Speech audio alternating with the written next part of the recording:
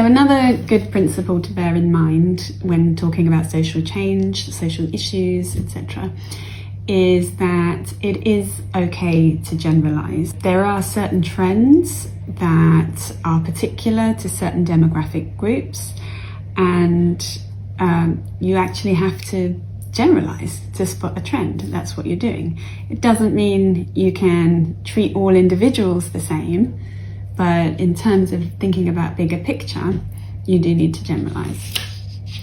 So here's a scatter graph. I think this is a good way to think about it.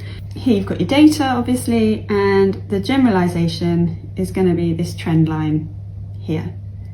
Obviously, not every individual falls into that trend, and some are quite large outliers, but there is a trend there.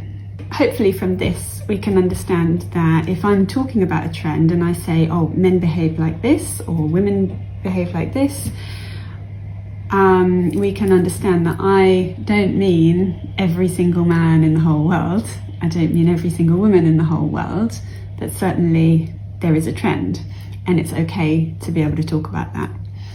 To give an example, another example is I can actually be perfectly okay with someone from another culture saying something perhaps a little bit unpleasant about how British people behave, and without getting offended on a personal level, because perhaps I don't specifically behave like that, I can recognise that British people in general perhaps do behave like that.